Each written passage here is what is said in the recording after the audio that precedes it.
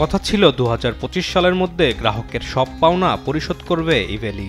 এমন শর্তে জামিন নিয়েছিল প্রতিষ্ঠানটির সিইও রাসেল ও তার স্ত্রী শামীমা নাসরিন। কিন্তু বাস্তবে তার ফল কতটুকু, তার অনুসন্ধানে এবার দেশ টিভি।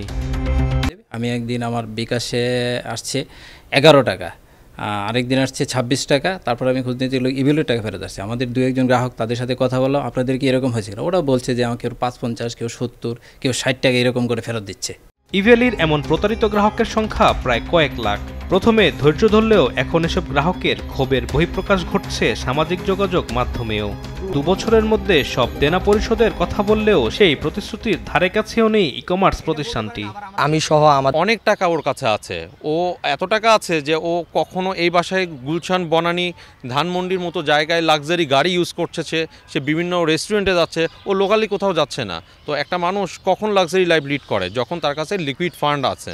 উল্টো ভোল পাল্টে ফাঁদ পাতের নতুন প্রতারণার অভিযোগ আছে। গ্রাহকদের টাকা ফেরত দেওয়ার ভুয়া তালিকা দিয়ে গেটওয়েতে আটকে থাকা প্রায় ১.৫ কোটি টাকা তুলে নেওয়ার চেষ্টা চালায় রাসেল শামীমা দম্পতি।